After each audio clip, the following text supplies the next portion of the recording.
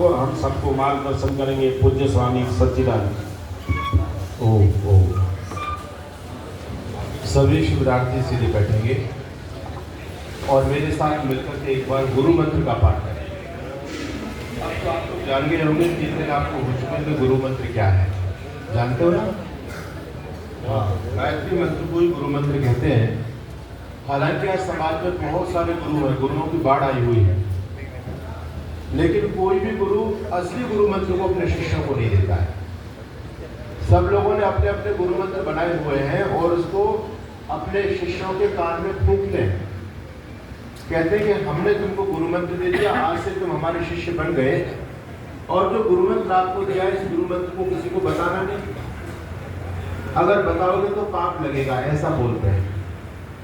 अब आप सभी बुद्धिमान बच्चे बैठे हुए हैं, जिस मंत्र को बताने मात्र में पाप लगता हो, भला उस मंत्र को जपने में पुण्य कैसे मिलेगा? लेकिन अंधविश्वास समाज में चलता है। तो हमारा गुरु मंत्र गायत्री मंत्र ही है। पहले प्राचीन काल में जब अध्ययन के माध्यम गुरुकुल हुआ करते थे, तो बच्चा जब सबसे पहले गुरुकुल में अपनी शिक्षा प्राप्त करने के लिए जाता था, तो सबसे पहले गुरुजी के द्वारा यही मंत्र उसको दिया जाता था, इसलिए इसको गुरु मंत्र कहते हैं। 3 बार में गुरुजी आचार्य जी इस मंत्र को बुलवाते थे बच्ची के द्वारा, और सर्वप्रथम इसी को जाप कराते थे। कहते बेटा इस मंत्र को याद करो और इसका जाप करो, इससे बुद्धि निर्मल पवित्र हो जाती है। तो आप लोग सभी एक बार मिलकर के अपनी बुद्धि की शुद्धि के लिए मिलकर के गुरु मंत्र गायत्री का पाठ करें। ओम भूर्भुवः स्वः तत्सवितुर्वरेण्यं भर्गो देवस्य धीमहि धियो यो नः प्रचोदयात्। मंच पर विराजमान पूज्य स्वामी जी महाराज, जिनके मार्गदर्शन में महर्षि दयानंद जी महाराज की पावन स्मृति में समाज को बदलने का एक बहुत बड़ा कार्य किया जा रहा है, जिनका जीवन पूरी तरह से राष्ट्र और समाज के लिए समर्पित है।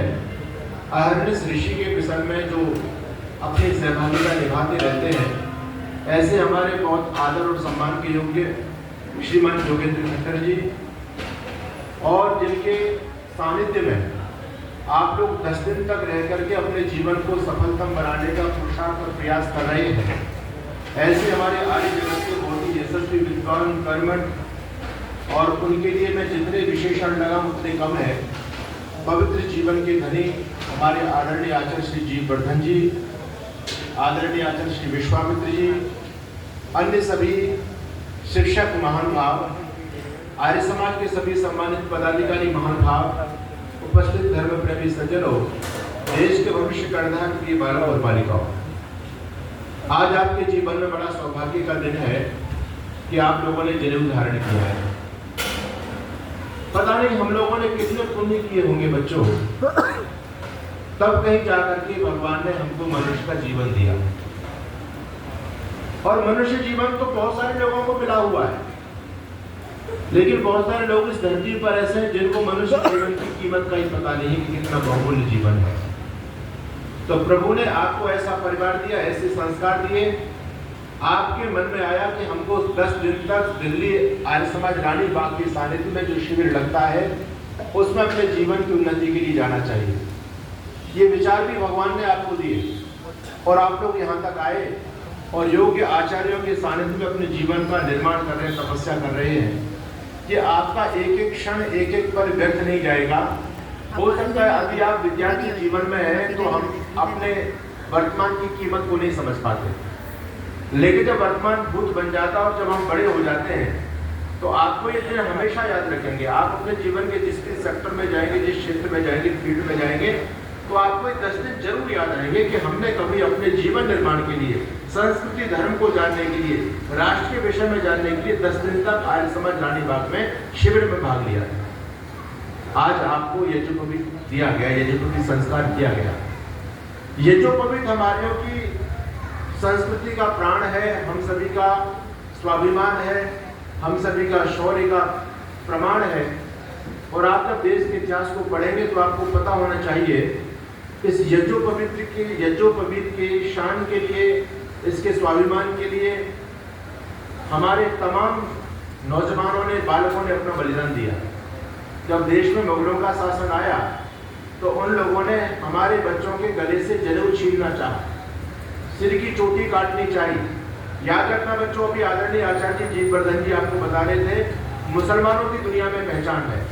मुसलमान व्यक्ति अलग से पहचान जाता है क्योंकि वो धार्मिक चिन्हों को अपने जीवन में जीता है। क्रिश्चियनों की अपनी पहचान है। अच्छा, हिंदू की क्या पहचान है? आप में से कोई बताएगा कि हिंदू की पहचान क्या है? चोटी और जनेऊ। हम लोग कहते हैं गर्व से कहो हम हिंदू हैं, है ना, हम स्वाभिमान भरते हैं कि हम हिंदू हैं। हिंदू की पहचान चोटी और जनेऊ। अगर जिस व्यक्ति के सिर पर चोटी नहीं है, गले में जनेऊ नहीं है, तो वो व्यक्ति कौन हुआ? हिंदू है। कौन है हिंदू? वो तो कहीं का भी नहीं है, न घर का ना घाट का। याद रखिएगा, ये जो यज्ञोपवीत संस्कार आपका आज किया जा रहा है, इसको आप बहुत गंभीरता से लेना जीवन में, इसको हल्के में मत लेना। केवल ये मत समझ लेना 3 धागे तो हमको मिले, इन 3 धागों के अंदर बहुत बड़ा रहस्य छुपा हुआ है, जीवन के उत्थान का सूत्र छुपा हुआ है। इसलिए इसके गंभीरता पर आप विचार करेंगे, थोड़ी सी चर्चा मैं आपके बीच में करूंगा। लेकिन याद रखना, मुसलमानों की पहचान है, क्रिश्चियनों की पहचान है, हम आर्य और सनातनी लोगों की पहचान यज्ञोपवीत और चोटी हुआ करती थी। हमारे पूर्वज जो लोग थे, उन्होंने अपने धर्म की रक्षा के लिए अपनी गर्दनें कटा दी, लेकिन चोटी नहीं कटनी थी। अपनी गर्दनें कटा दी, लेकिन यज्ञोपवीत नहीं उतरने दिया। आप लोगों ने बालवीर हकीकत राय का नाम जाना होगा। एक 13 साल का बालक हकीकत राय, मुसलमान लोगों ने कहा कि तुम अपना धर्म परिवर्तन करो, नहीं तो तुमको मार दिया जाएगा। हकीकत कहता है कि मैं धर्म तो नहीं छोड़ूंगा। बोले तुमसे मांगती क्या है? भले आदमी, तेरे सिर के ऊपर की चोटी के बाल तो मांगते हैं, और यज्ञोपवीत के 3 धागे तो तेरे से ले रहे, और क्या ले रहे? इनको छोड़ दे और मुसलमान बन जा, कलमा पढ़ ले एक बार, तो तेरा जीवन बच जाएगा। हकीकत कहता है कि मुझे जीवन का परवाह नहीं है, मैं गीता को पढ़ने वाला, योगेश्वर कृष्ण को अपना आदर्श मानने वाला बच्चा हूँ, मैं मृत्यु से भयभीत नहीं होता, मैं अपने धर्म को नहीं छोड़ सकता। तुमको जो यात्रा देनी है तो अपनी यात्रा दे सकते हो। आखिर मौलवी ने फिर कहा, अरे हकीकत तो बेमौत मरना चाहता, तेरी शादी हो गई। उस दौर में बाल विवाह होते थे, छोटे छोटे बच्चों की शादी हो जाया करती थी। उस 13 साल के बालक की शादी हो गई थी। कहा तू क्यों मरना चाहता है, बेमौत मरना चाहता है, एक बार मुसलमान बन जाना, तुझ पर क्या आपत्ति आ रही है?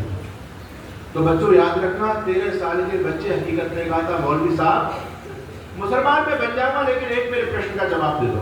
बोले क्या प्रश्न है तुम्हारा? ये बताओ, क्या मुसलमान बनने के बाद में कभी मरूंगा नहीं?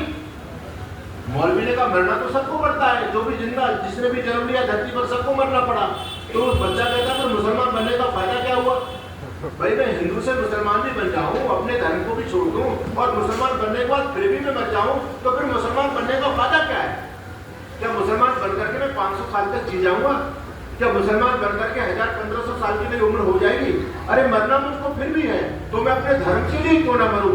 मैं अपने मुख पर काले क्यों पुतवाऊं? मैं अपने जीवन में काले क्यों लगवाऊं? कि हकीकत मृत्यु के भय से डर करके विधर्मी बन गया था, उसने चोटी और जनेऊ छोड़ दिए थे मृत्यु के भय से। बच्चों, इतिहास इस बात का साक्षी है, उस छोटे से मासूम बच्चों को जल्लाद मुसलमानों ने बोटी बोटी करके काट दिया था, और वो कहता था खंजर से उड़ा दो चाहे मेरी बोटी बोटी को, पर दूंगा नहीं चोटी को, मैं दूंगा नहीं चोटी को। उस बच्चे ने धर्म के लिए अपना बलिदान दिया। वो यज्ञोपवीत की कीमत को जानता था, वो चोटी की कीमत को समझता था। आज जिन लोगों ने धर्म की कीमत को जान लिया, वो धर्म के लिए अपना जीवन दे रहे हैं, लेकिन जो इन चीजों को नहीं समझ पाए, जिनका दुर्भाग्य था, उनके लिए चीजें कुछ भी नहीं है। भाई एक व्यक्ति ऐसा है जो धर्म के लिए अपनी गर्दन कटा देता, एक व्यक्ति धर्म, एक कोरी चावल में धर्म परिवर्तन कर देता है। कारण क्या है?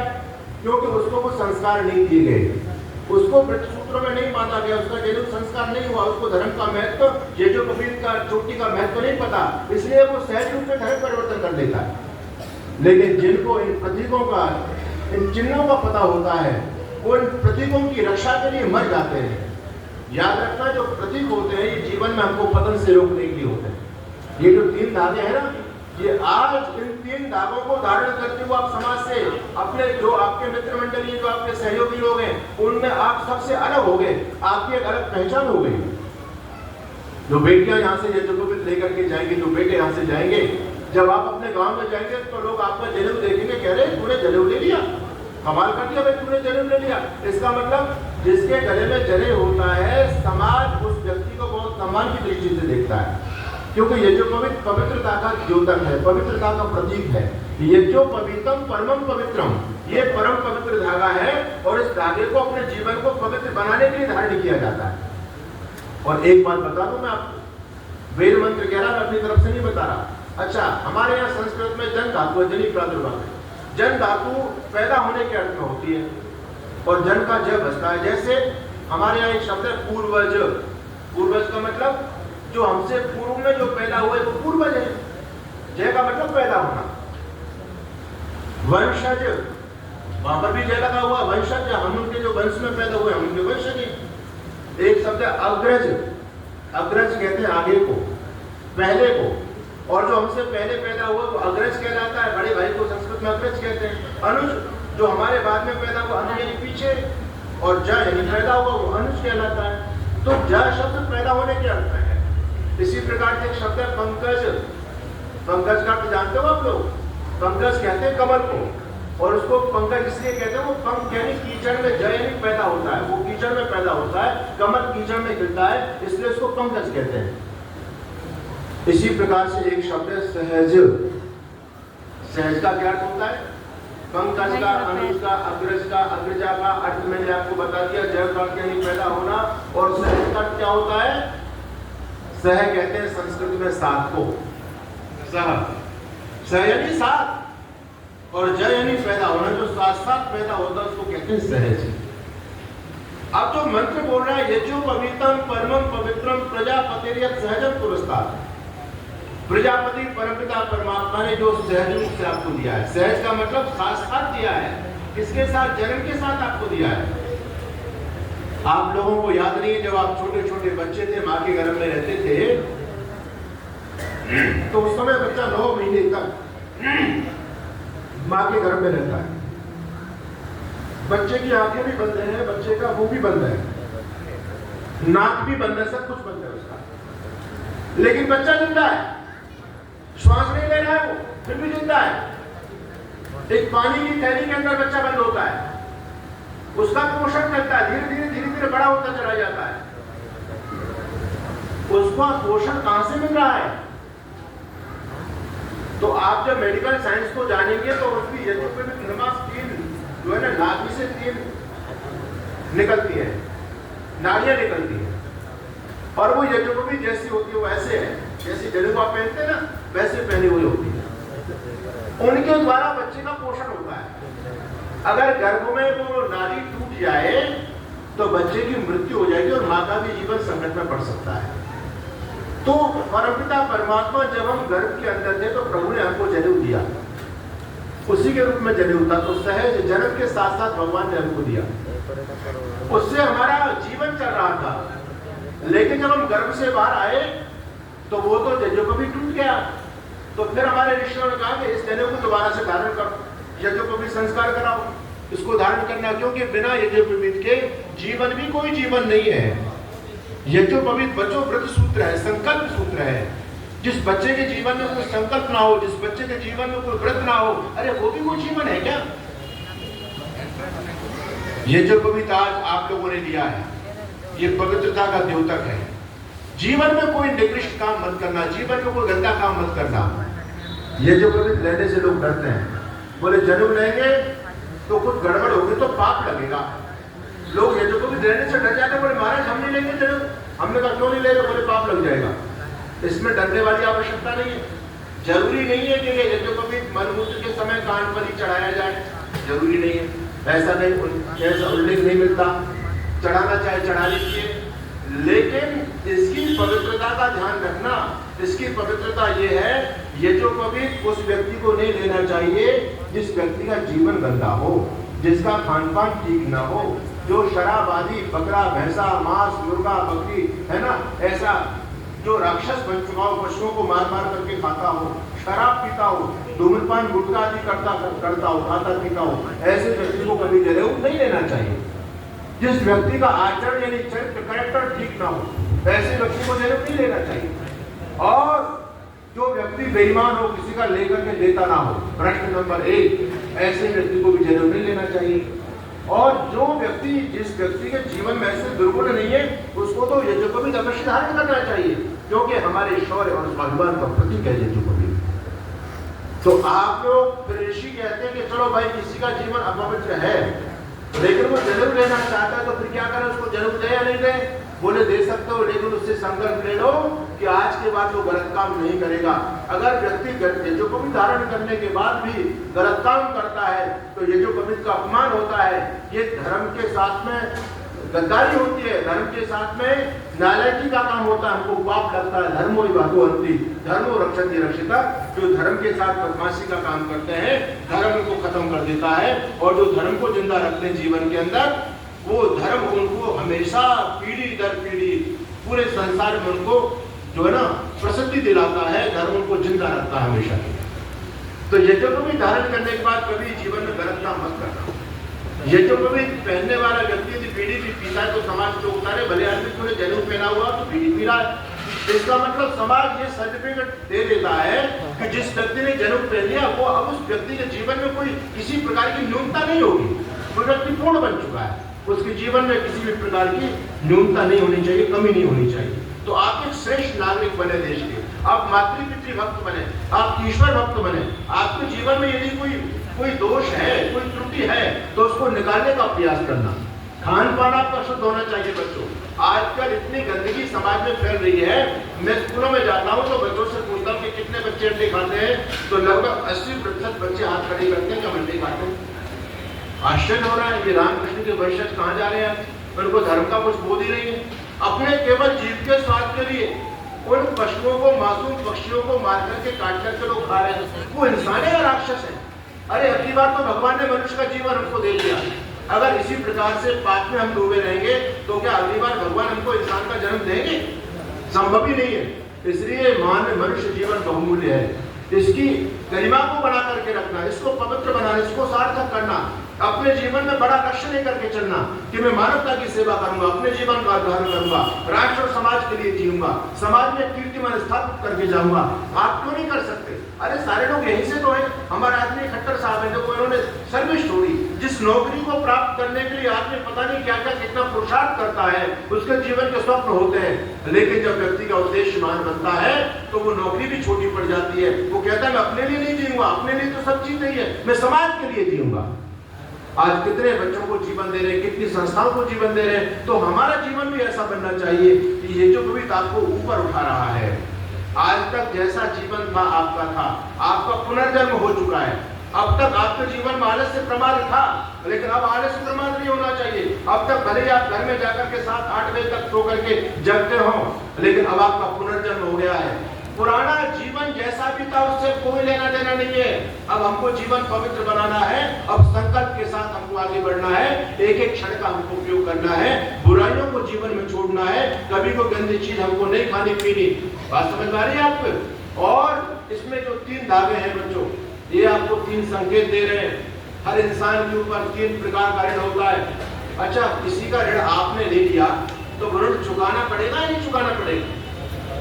चुकाना पड़ता है, और जबरदस्ती चुकाना पड़ता है। आप नहीं चुकाएंगे तो ईश्वर की व्यवस्था है, उसके अनुसार चुका देगा भगवान। हम बैंक से लोन लेते हैं, गाड़ी हमने लोन पर ली, होम लोन हम लोगों ने लिया। अगर हम लोन को नहीं भर पाते तो बैंक भी गाड़ी को जब्त कर लेती है। होता नहीं होता? इसी प्रकार से भगवान भी करता है। भगवान के नियमों का जो बच्चा पालन नहीं करता, जो इंसान, तो भगवान उससे फिर मनुष्य योनि छीन लेता है। इसमें 3 धागे। प्रथम धागा है ऋषि ऋण का प्रतीक है, ऋषि ऋण। ऋषियों का ऋण हमारे ऊपर है। उस कर्जे को आपको उतारना, उस कर्जे को उतारने के लिए आपको प्रयास करना है। अब ऋषियों का ऋण क्या है? आज तक जितनी भी विद्याएं संसार में फैली है, प्रकाशित हुई है, वो सारे ऋषियों की देन है। ये धर्म या अध्यात्म या अन्य जो भी भौतिक विज्ञान है, ये सारे ऋषियों की खोजी तो है। तो ऋषियों के ऋण का मतलब होता है कि हम स्वयं ज्ञानवान बने और जो परंपरा आज हम तक पहुंची है, उस परंपरा को आगे तक हम पहुंचाएं। हमारे साथ वो परंपरा खत्म नहीं होनी चाहिए। आज आप यहाँ पर आए, आपको धर्म की जानकारी मिली, संस्कृति की जानकारी मिली। अब आपका दायित्व बनता है ये जानकारी आगे तक पहुंचे। ये हमारे आदरणीय आचार्य जी वर्धन जी का ज्ञान नहीं है, कि विश्वामित्र जी अन्य हमारे शिक्षक हैं, इनका ज्ञान नहीं है ये तो वेदों का ज्ञान है और वेदों का ज्ञान हम तक ऋषियों ने पहुंचाया है। अब ये ज्ञान हम तक पहुंच गया तो हमारा कर्तव्य होता है कि हम भी इस ज्ञान को आगे तक पहुंचाएं। अब 10 दिन के बाद आप बेटे बेटियां जब यहाँ से जाएंगे, आप लोगों को अच्छा लगेगा कि मैंने बहुत कुछ सीखा, तो आपका दायित्व नहीं होता कि जो शिक्षा आपने ली उस शिक्षा का प्रचार करें। अगर आपने शिक्षा को केवल अपने तक सीमित कर दिया तो आप पाप के भागी बनेंगे, ये ऋषिगण से उन्नत नहीं हो पाएंगे।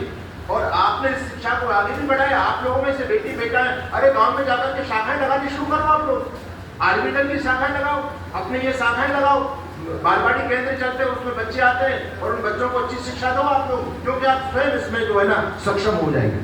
तो जो ज्ञान हमको मिला है इस ज्ञान को आगे तक पहुंचाना ये ऋषि ऋण से उर्ण होने का एक तरीका है। इसलिए इसके लिए आपको पुरुषार्थ करना है, अपने जीवन को अच्छा बनाना, स्वाध्याय करना, ज्ञान अर्जित करना और उस ज्ञान की परंपरा को आगे तक पहुंचाना। अगर वो ज्ञान की परंपरा आप तक रुक जाती है तो आप पाप के भागी होते हैं। दूसरा धागा है पितृ ऋण का। पितृ ऋण का मतलब माता पिता आदि जो हमारे दादा दादी जो हमारे बुजुर्ग हैं उनकी सेवा शुश्रूषा करना जीवन में, चाहे बेटी हो चाहे बेटा हो, दोनों का धर्म है। बेटों के रहते हुए माता पिता अपना अलग चूल्हा चला रहे, अलग भोजन करें तो धिक्कार है उन संतानों। किस बात की वो संतान है?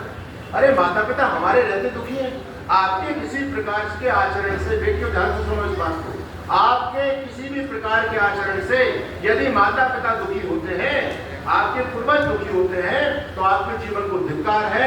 इससे बड़ा पाप और कुछ नहीं हो सकता। इसलिए माता पिता के कहना मानना। अभी आपकी जो अवस्था है ये नाजुक अवस्था है, इस जीवन में इस अवस्था में भटकाव बहुत होते हैं, बहुत भटकाव होते हैं और बच्चे भटक जाते हैं। जो भटक गया जीवन बर्बाद उसका। लेकिन जो साथ में अपने आप को कुछ लगभग 10 साल का एक पीरियड होता है, इस समय जो बेटी और बेटा अपने आप को साथ जाते हैं वो जीवन में बहुत आगे तक चले जाते हैं। आज हमारी संस्कृति को खत्म करने के लिए समाज में गंदी परंपरा चली है, गर्लफ्रेंड और बॉयफ्रेंड की संस्कृति देश में चली है। लोगों का जीवन बर्बाद हो रहा है, लोग लक्ष्य से भटक रहे हैं, कोई मतलब ही नहीं हुआ। हमारे यहाँ बेटा बेटी की शिक्षा व्यवस्था अलग अलग हुआ करती थी, लेकिन चलो समय बदला, हमको नष्ट भ्रष्ट करने के लिए विधर्मी लोगों की चाल थी, सरकारों ने भी कोई बीज बोए। लेकिन आप लोग याद रख रहे हैं जीवन में आगे आप बढ़ना चाहते हैं तो इस बीमारी से आपको बचना होगा और आगे आपको बढ़ना होगा। कोई ऐसा काम मत करना जिससे आपके घर परिवार माता पिता को कलंक लगे, उनको दुख हो कि मेरा बेटा और मेरी बेटी ने ऐसा काम किया। ये पितृ ऋण से ऋण होने का तरीका मैं आपको बता रहा हूँ। माता पिता का कहना मानो, कभी उनका दिल मत दुखाओ, ये आपका धर्म बनता है, आपका कर्तव्य है। और एक ऋण और है, उस ऋण को बोलते हैं देव ऋण, देवताओं का ऋण। हालांकि माता पिता भी देवता होते हैं।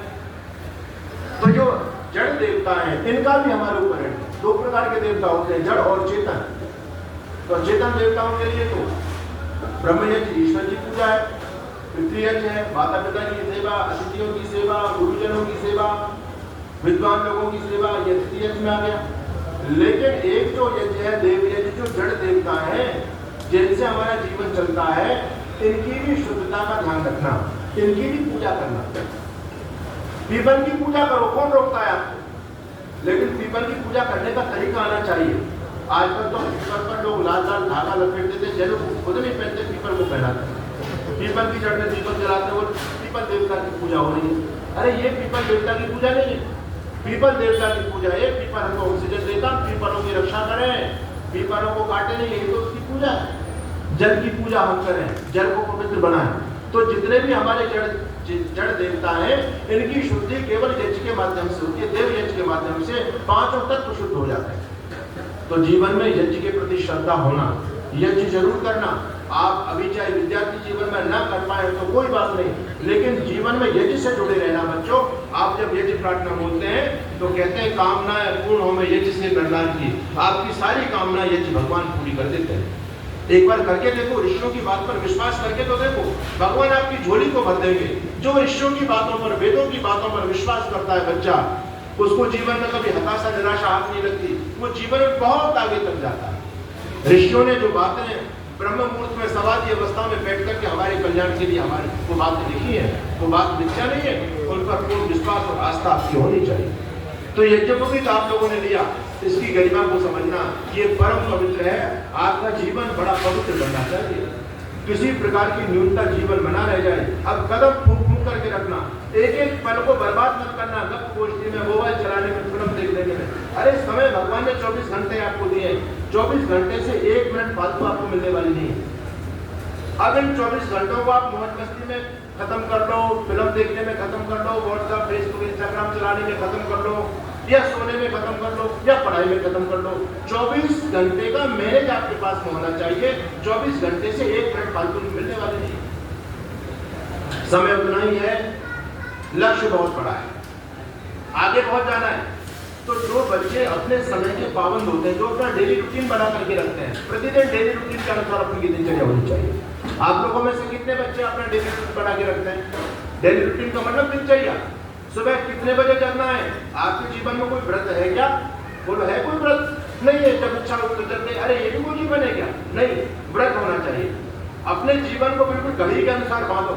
इतना बज रहा है, इसका मतलब अब ये मेरी बेटी, आपके दिनचर्या को देख करके आपके माता पिता भाई बंधु को ये पता लग जाए कि 12 बज गए तो अब मेरा बच्चा इस काम को कर रहा होगा, 6 बज गए तो मेरा बच्चा इस काम को कर रहा होगा। घड़ी धोखा दे सकती है, लेकिन आपकी दिनचर्या धोखा नहीं देनी चाहिए। अगर आप समय के पाबंद बनोगे तो समय आपको बहुत आगे लेकर के जाएगा। बच्चों, समय उतना ही है, ये समय जो है ना आपके हाथ से निकल नहीं जाए। एक चित्रकार ने समय का चित्र बनाया, समय का चित्र। अब समय का क्या चित्र हो सकता है, लेकिन चित्रकार तो अपनी कल्पनाओं में जीता है। उसने एक अच्छा संदेश देने के लिए समय का चित्र बनाया और उसको मनुष्य का रूप दिया, क्योंकि इंसान जो भी चित्र बनाता है उसकी आकृति हो या ना हो, लेकिन अपनी आकृति सब में देता है। भगवान का चित्र बनाया तो भगवान की कोई आकृति नहीं है, लेकिन इंसान ने बनाया तो इंसान ने भगवान को भी अपनी आकृति दी। सूर्य का चित्र बनाया तो सूर्य की कोई आकृति नहीं है, तो इंसान ने उसको भी अपनी आकृति दे दी, है ना। गंगा मैया का चित्र बनाया तो वो तो नदी है, लेकिन उसको भी अपनी आकृति दे दी। गायत्री का चित्र बनाया तो गायत्री तो मंत्र है, वो तो शब्द है, उसकी क्या मूर्ति हो सकती है, लेकिन इंसान ने उसको भी अपनी आकृति दे दी। तो जब इंसान ने समय का चित्र बनाया तो इंसान ने समय को भी अपनी आकृति दे दी, इंसान जैसा चित्र बनाया। लेकिन बच्चों, आगे से वो बिल्कुल चिकना था, बिल्कुल चिकना, और उसके चेहरे पर लंबे लंबे बाल थे, उसका चेहरा ढका हुआ था, और पीछे से, आगे से उसके बाल थे और पीछे से चिकना था बिल्कुल। लोगों ने कहा, आप इस चित्र से क्या संदेश देना चाहते हैं? तो उस चित्र बनाने वाले ने कहा कि देखो, ये समय का चित्र है, आगे से इसके बाल हैं, अगर आप समय पर कंट्रोल करना चाहते हैं तो आगे से पकड़ो उसको। अगर समय निकल गया तो पीछे हाथ मलते रह जाओगे, पीछे तो उसको कुछ है ही नहीं पकड़ने का, पीछे से तो बिल्कुल सपाट है, बिल्कुल चिकना है, वो आपके हाथ आ ही नहीं सकता। तो उतना ही समय भगवान ने दिया है। इस समय को आप गतिगोष्ठी में बर्बाद कर लो, चाहे कैसे भी बर्बाद कर लो, या अपने निर्माण में लगाओ। तो ये जो भी व्रत सूत्र है, आज से आपका जीवन व्रतों में बदलना चाहिए। व्रत क्या? तो सुबह इतने बजे जगना है। बोलो, कितने बजे तक जाना चाहिए? आप बताओ ईमानदारी से। अरे नहीं, आप इनके प्रभाव में मत बोलो, ये तो बड़े आदमी है। आप अपने अपने स्तर से बोलो कि आपको कितने घंटे की नींद पर्याप्त होती है बच्चे के लिए? अधिकतम 7 घंटे की नींद पर्याप्त है। मैंने तो खूब छूट दे दी, मैं तो बस मुश्किल से 4 घंटे सोता हूँ। 4 घंटे मिल गए तो मिल गए, नहीं 4 घंटे से ज्यादा नहीं सोता मैं 24 घंटे। तो मैं आपको 3 घंटे और बढ़ा करके दे रहा हूँ। 7 घंटे की नींद पर्याप्त है। अच्छा, कितने बजे सो जाना चाहिए? और 10 से 7 घंटे लगाओ, कितने बजे तक 7 घंटे हो गए? 5 बजे तक हो गए ना। तो 5 बजे तो आराम से, इतना 7 घंटा तो पर्याप्त है, आप ही लोग कह रहे हैं ना। तो इसका मतलब 7 बजे जगना, इसमें तो कोई आपके साथ कोई ज्यादती नहीं होगी, कोई नाइंसाफी नहीं होगी अगर आपको 5 बजे जगाया जाए। इतने तो आपको जग जाना चाहिए। अगर आप 5 बजे नहीं, आप 8 बजे तक सोते रहो, समय बर्बाद होगा। सोने से आपकी नींद पूरी होने वाली नहीं है। ये तो मन का भ्रम होता है कि अभी और नींद पूरी कर लें, और नींद पूरी कर लें। आचार्य चाणक्य कहते हैं कि सो करके निद्रा को नहीं जीता जा सकता। तो 5 बजे हमको जग जाना चाहिए, और 5 बजे जगने के बाद में क्या करना चाहिए? सबसे पहला काम बताओ, क्या करना चाहिए? सबसे पहला काम, सबसे पहला काम, परमपिता परमात्मा का स्मरण करो, उनको धन्यवाद। भगवान ने आपको मनुष्य का जीवन दिया और आज का दिन दिया है। प्रभु से धन्यवाद दो, भगवान की प्रार्थना करो कि प्रभु आपका धन्यवाद, आपको प्रणाम करता हूं मैं कि आज आपने मेरी जिंदगी में एक दिन और जोड़ दिया। लेकिन इतनी प्रार्थना करती हूँ कि ये दिन मेरा सफल होना चाहिए। दिन का यूज करो पूरी तरह से।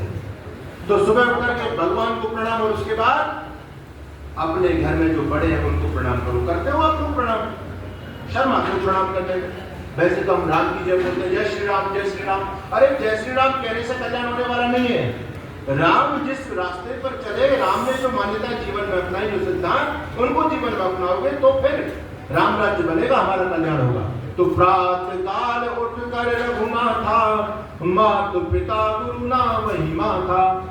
आप राम के वंशज हो या नहीं हो? राम को भगवान मानते हो? अच्छा राम क्या करते थे? राम जो करते थे हमको भी करना चाहिए, नहीं करना चाहिए? तो भगवान राम सुबह जल्दी जगते थे और जल्दी जग करके माता पिता गुरुजनों की शरण वंदना करते थे, आशीर्वाद लेते थे, गायत्री का जाप करते थे, संध्या करते थे, योग यज्ञ प्राणायाम व्यायाम करते थे। आप लोगों में से कितने बच्चे योग यज्ञ प्राणायाम व्यायाम करते हैं? बताओ। कुछ नहीं कर रहे। हम बड़े बड़े चारपाई पर करवट बदलते रहते हैं सुबह सुबह। अरे इससे आप महान नहीं बन पाओगे। अपना डेली रूटीन बनाओ, इतने बजे जगना है, फिर योग करना है, यज्ञ करना है, गायत्री का ध्यान करना है, गायत्री का जाप कीजिए आप अपने जीवन में। बुद्धि निर्मल बहुत शार्प हो जाएगी, मेमोरी इतनी शार्प हो जाएगी आपकी कि आप बहुत कठिन से कठिन विषय को बहुत जल्दी समझ जाएंगे।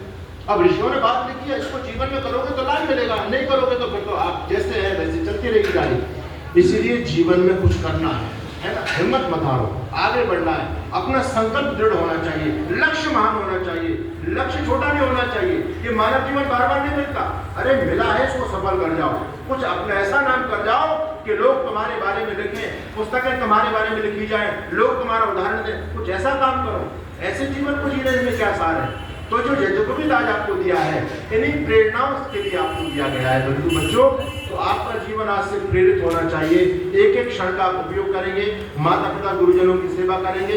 कभी भी जीवन में संकल्प ले लो, कभी भी जीवन में। अच्छा चाय तो आप लोग पीते होंगे, अच्छा यहाँ भी चाय मिलती होगी आपको? मिलती है, क्योंकि शहर में दूध की बड़ी समस्या है। शहर में दूध तो मिलता नहीं, पैकेट वाला दूध है। अब मैं तो शहर में जब जाता हूँ ना तो मैं घी खाता है शहर का और मैं दूध पीता, क्योंकि दूध भी वो जहर है, वो दूध नहीं है। लेकिन अब लोगों को दूध की आदत पड़ गई तो कैसा मिल जाए लोग पी जाते हैं उसको। तो यहाँ तो आपको चाय मिल रही है, लेकिन आप ज्यादातर शहर के लिए सब गांव देहात से जुड़े हुए लोग हैं, जमीन से जुड़े हुए बच्चे आप लोग। कभी भी चाय जीवन में मत पीना, याद रखना। ये चाय बहुत खतरनाक चीज होती है। आज भले हमारी आदत बन रही है, लेकिन आदत हमारी गलत है, ये बैड आदत, अच्छी आदत नहीं है। हम असम में गए, हम बंगाल में गए, तो वहां हमने देखा चाय के बागान होते हैं, चाय के बाग, चाय बहुत पैदा होती है, खेती होती है चाय की, और चाय की खेती बहुत सुंदर लगती है, बिल्कुल ऐसे बहुत सुंदर बगीचा सा लगता है। हमने पूछा कि इतनी सुंदर फसल हो रही है, किसकी फसल है? कितनी चाय की फसल है, चाय की पत्ती है। तो हमने कहा भैया ये इतनी अच्छी सुंदर है, अगर कोई जंगली जानवर आ जाए इसको खत्म कर देंगे, तो इसकी बाढ़ तो नहीं करते लोग। अन्य फसल जो करते हैं उनकी तो बाढ़ करते हैं, यानी रोकथाम के लिए प्रबंध करते हैं, लेकिन चाय की कोई बाढ़ नहीं है। तो उन्होंने कहा कि ये चाय ऐसी चीज है स्वामी जी महाराज कि दुनिया में कोई भी पशु इसको खाना पसंद ही नहीं करता।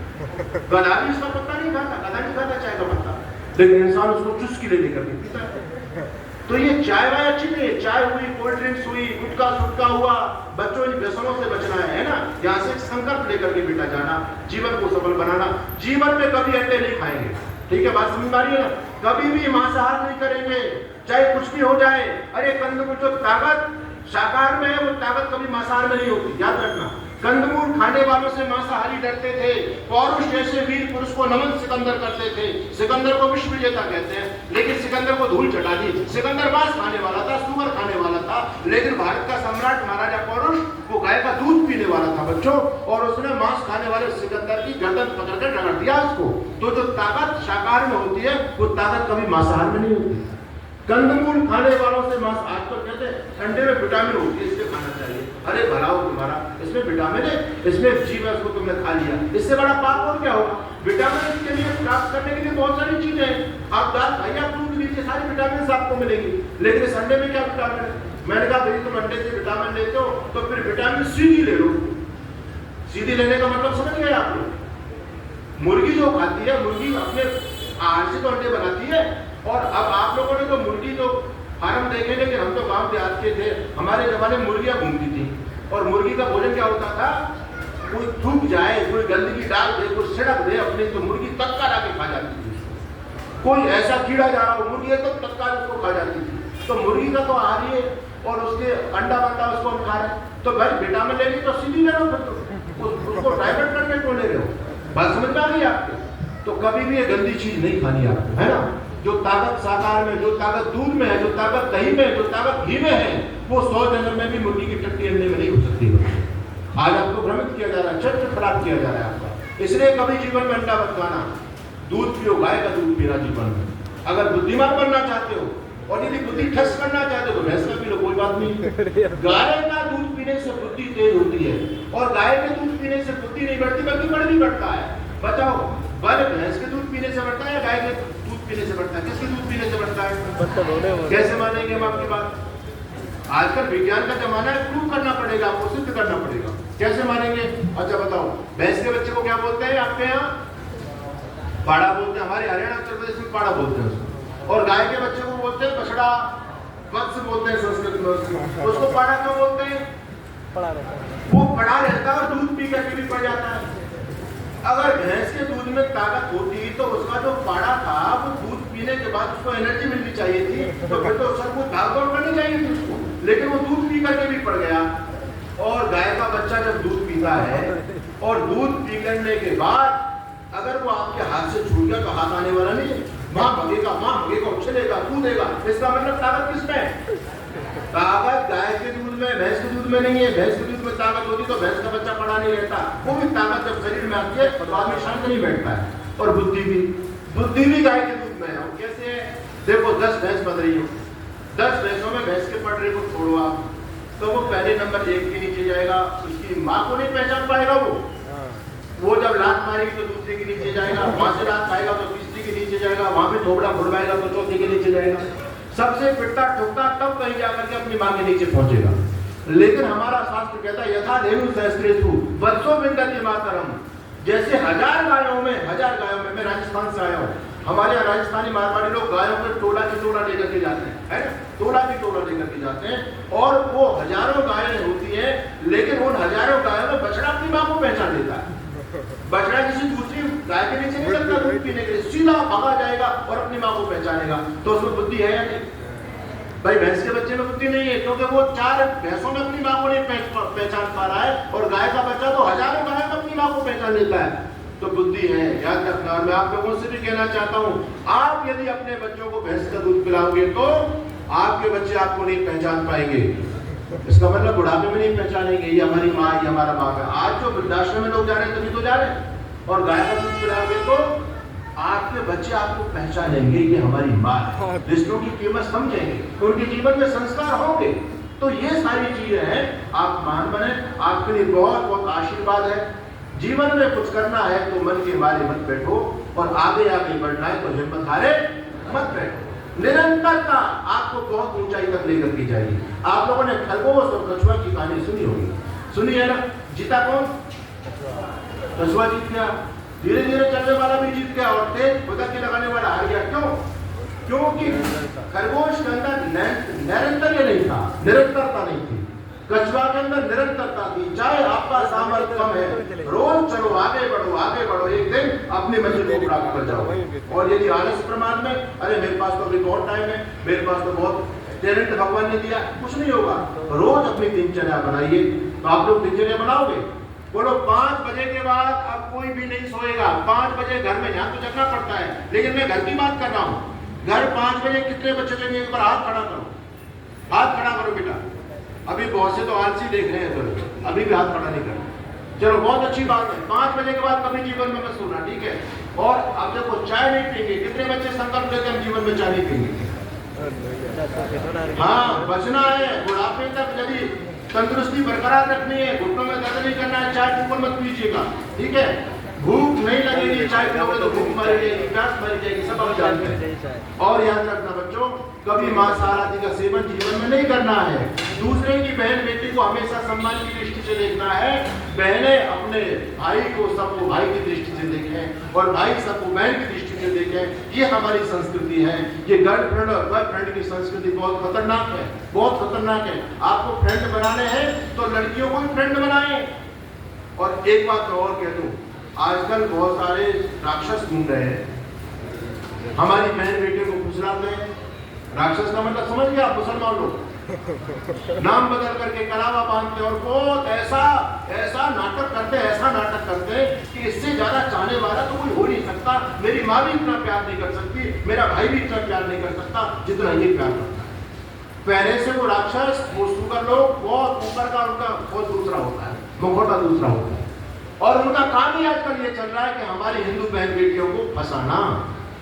इसलिए बेटियों सावधान रहना, बहुत बड़ा षड्यंत्र है आप लोगों के ऊपर, बहुत बड़ा षड्यंत्र है। इसलिए इस संस्कृति से जीवन में बचना, कभी भी गलत रास्ते पर मत जाना। ये यज्ञोपवीत की गरिमा को बना करके रखना, टूट जाए तो दूसरा धारण करना, लेकिन बिना यज्ञोपवीत के नहीं रहना, ठीक है। एक बार ये जनेऊ आ जाता है, उतरता नहीं है, ये उतरने की चीज नहीं है।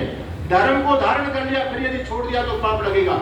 हमेशा यज्ञोपवीत आपका आभूषण होना चाहिए, इससे जीवन में मंगल होगा, जीवन में कल्याण होगा, आप निरंतर उन्नति के शिखर पर चढ़ते चले जाएं।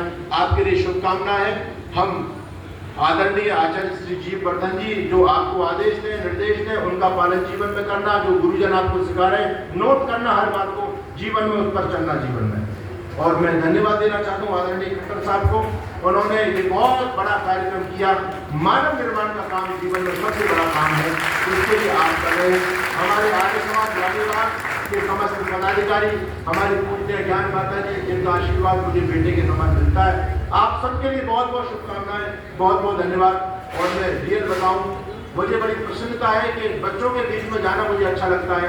मैं रात को लगभग 12:30 बजे सोया और मैं यहाँ से 250 किलोमीटर से ड्राइव करके आया और फिर जाऊँगा, फिर मुझे वहाँ कार्यक्रम देना है। तो हमारे आदरणीय खट्टर साहब का स्नेह है, उन्होंने कहा स्वामी जाना है, बच्चों के लिए कुछ प्रेरणा के लिए कुछ बातें मैंने बताई हैं। तो बच्चों, आप लोग यदि इन पर जीवन में पालन करेंगे तो आगे बढ़ेंगे। मेरा YouTube चैनल धर्ममित्र के नाम से चलता है, सोशल मीडिया पर बहुत सारी वीडियोज आपको मिलेंगे, उनको सुनना, दूसरों को फॉरवर्ड करना, सुनवाना, वैदिक संस्कृति की रक्षा करेंगे हम लोग। आप सभी का बहुत धन्यवाद, बहुत आशीर्वाद। बहुत बहुत धन्यवाद पूज्य स्वामी सच्चिदानंद जी का। अत्यंत व्यस्त होते हुए भी आप लोगों को आशीर्वाद देने के लिए परसों भी जब उद्घाटन सत्र था तब भी पधारे थे, और आज यज्ञोपवीत के भी महत्वपूर्ण विषयों को आपके सामने रखा और आप लोगों को मार्गदर्शन किया है। निश्चित तौर पे स्वामी जी महाराज राजस्थान में कई गुरुकुल संचालित करते हैं। आप लोग भी अपने बच्चों को स्वामी जी के पास भेजना चाहें तो भेज सकते हैं पढ़ने के लिए, और संस्कारवान बनाने का एक उपक्रम उन्होंने अपने गुरुकुल के माध्यम से किया हुआ है। अनेकों उदाहरण पूज्य स्वामी जी महाराज ने आप लोगों को दिया और आप लोगों ने सुना। स्वामी जी की जानकारी के लिए बता दूं, हमने कुशलगढ़ में स्वामी जी पिछले वर्ष अक्टूबर महीने में यज्ञोपवीत कराया। 100 विद्यार्थियों ने जनेऊ धारण किया। करते तो हर साल ही हैं, लेकिन विगत वर्ष हुआ क्या कि ये दैनिक भास्कर वालों ने उसको प्रांत स्तर पे प्रकाशित किया और लिखा क्या कि 100 आदिवासी छात्रों ने जनेऊ धारण किया। उससे क्या हुआ कि कुछ लोगों को जो है समस्या हो गई, क्योंकि कुछ लोग कहते हैं ना कि आदिवासी जो है हमारे हिंदू नहीं है, लोग तोड़ने का काम करते हैं। तो उनके मन में भावना आई, विद्यार्थियों को आकर के बहकाने का काम किया। स्वामी जी महाराज जैसे विचार दे रहे हैं ऐसे विचारों को बच्चे सुने हुए थे, जिसकी वजह से उनकी वजह से ही उन्होंने उनका प्रत्युत्तर दिया। और वही बालक हकीकत राय के प्रत्युत्तर में उन्होंने जब दिया कि गर्दन के कट जाने से उतरेगा ये यज्ञोपवीत, क्योंकि ये हमारी आर्यों की है पुरानी रीत, तो ये ऐसे उतरने वाला नहीं है यज्ञोपवीत। यज्ञोपवीत का मतलब क्या है? यज्ञ करने का अधिकार दिया गया है। तो हम अगर मान लो यज्ञ करने के अधिकारी हैं तो बिना यज्ञोपवीत के जो है यज्ञ नहीं कर सकते हैं। पुलिस वाला अगर मान लो पुलिस के ड्रेस पहन करके आएगा तभी तो जाकर के आप उसको पुलिस वाला समझोगे। तो ये यज्ञ का वस्त्र है। जब बच्चों ने उनको प्रत्युत्तर में दिया, जब वो निरुत्तर होकर के भाग गए, तो हम लोगों के सामने एक विषय आया कि भी इस तरह से जो है कुछ लोग यज्ञोपवीत तोड़ना चाहते थे। उन्हें कहा कि तुम्हारा धर्मांतरण हुआ, इस तरह से आप जो है बयान तो बोलना चाहते थे, लेकिन बच्चों ने नहीं दिया, बल्कि उसका जो है उन्होंने प्रत्युत्तर दिया। तो हम लोगों ने भी, कईयों ने हमारे सामने कहा कि इसको अखबारों के माध्यम से खंडन प्रकाशित करें, ऐसे लोगों की भर्त्सना करें। लेकिन हम लोगों के मध्य में आचार्य दयासागर जी आज नहीं है, विगत वर्ष तक शिविर को संचालित करते थे। उन्होंने कहा कि भी इसका प्रत्युत्तर ऐसा नहीं है, हम हजारों लोगों को जनेऊ पहना करके इसका उत्तर देंगे। और उसका परिणाम ये हुआ, हमारे भरत सिंह जी यहाँ पर उपस्थित हुए हैं, जो गुरु अपने महर्षि दयानंद सेवाश्रम कुशलगढ़ के मंत्री हैं। आप सभी लोगों ने विचार किया कि क्या किया जाए। हमने कहा कि बहुकुंडी यज्ञ करेंगे। 251 कुंडी यज्ञ का प्रारूप बनाया और 1004 जोड़ी यजमान एक दिन बिठाने की योजना बनाई। 2 दिन के कार्यक्रम का हमने 2008 जोड़ी यजमान बनाने की जब उपक्रम बनाया, 4016 लोगों को जनेऊ पहनाने की जब विचार किया, तो आप आश्चर्य करेंगे कि 2625 जोड़ी यजमान बने। अब 2625 जोड़ी यजमान जो बने, जो जनेऊ तोड़ने के लिए आए थे वो भी 57 जोड़ी यजमान बन करके आए और यज्ञोपवीत पहन करके गए। और उस क्षेत्र में मिस्त्रीज के जो लोग हैं वो भी 255 जोड़ी जो है पति पत्नी दंपत्ति सहित यजमान बने और वो भी यज्ञोपवीत धारण किए। आप आश्चर्य करेंगे, हमने किसी को नहीं कहा था, क्रॉस तोड़ करके हवन कुंड में डाल करके चले गए, अपने आप पता ही थे। तो निश्चित तौर पे स्वामी जी महाराज जैसे व्यक्तियों के विचारों को हम सुनते हैं तो अपने जीवन में परिवर्तन आता है। आज स्वामी जी महाराज ने बहुत सुंदर कई उदाहरण दिए आप लोगों के सामने। ऐसे कैसे उदाहरण छत्रपति शिवाजी महाराज के लिए। छत्रपति शिवाजी महाराज कई किले जीते, लेकिन राजा उनको कोई मानने के लिए तैयार नहीं था। और जब राजा मानने के लिए तैयार नहीं था तो बोले राज्याभिषेक करो तभी राजा मानेंगे। राज्याभिषेक करने की बारी आई तो बोले कि आपको यज्ञोपवीत नहीं धारण कर सकते, आप पतित हो, आप शूद्र हो, आपको यज्ञोपवीत धारण करने का अधिकार नहीं है। तो छत्रपति शिवाजी महाराज ने उस जमाने में पंडितों को इकट्ठा किया। आप पंडितों को इकट्ठा करके यज्ञोपवीत पहनने के लिए जो है उन्होंने सबके सामने प्रस्ताव रखा। तो उस जमाने में लोग कहते हैं कि एक गागा भट्ट नाम के विद्वान ब्राह्मण थे, उन्होंने उनको यज्ञोपवीत दिया था। और उस जमाने में पंडितों जितने लोग इकट्ठे हुए थे, तब उस जमाने में जो है हूण और जो है अपने स्वर्ण मुद्राएं संचालित होती थी। तो 7000 हूण मुद्रा जो है उस समय गागा भट्ट को दिया गया था। और जितने जो हजारों की संख्या में ब्राह्मण को पूरे देश से इकट्ठा किए थे, सबको 100 स्वर्ण मुद्राएं दी गई थी। आप अनुमान लगाओ कि उस जमाने में छत्रपति शिवाजी महाराज के जीवनी लिखने वाले कहते हैं कि लगभग जो है 14 करोड़ और 57 लाख रुपया से भी अधिक खर्च जो है शिवाजी महाराज ने तब जनेऊ धारण करने के लिए किया था।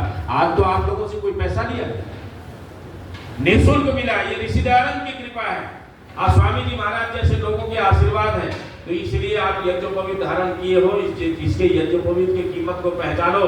जब छत्रपति शिवाजी महाराज जिसको हिंदू पद शाही बोल करके जो बादशाह के रूप में हम अगर मान लो देखते हैं, हिंदू धर्म के रक्षा के रूप में देखते हैं, तो उस व्यक्ति ने अगर मान लो 15 करोड़ रुपया के लगभग अगर जनेऊ धारण करने के लिए खर्च किया और आज हमको निःशुल्क प्राप्त हो रहा है, इसके यज्ञोपवीत के महत्व को स्वामी जी ने बहुत बखूबी बहुत सुंदर ढंग से समझाया है। मुझे लगता है आप लोग प्रातः काल से बैठे हुए हैं, इसलिए थोड़ी देर के लिए विराम देंगे। उसके बाद अगला कार्यक्रम जो है 11 बजे से प्रारंभ होगा। तो आप सभी लोग जो है शिक्षक वर्ग जो जिनकी व्यवस्था जैसी है, ऊपर जलपान की व्यवस्था देखने वाले तत्काल जाकर के जलपान की व्यवस्था देखें और बारी बारी से जो पहले पहने जाएंगी जलपान करने के लिए, उसके बाद जाकर के बालक जो है जलपान करने के लिए जाएंगे। अब इस सभा को यहाँ पर विसर्जन करेंगे और उसके पश्चात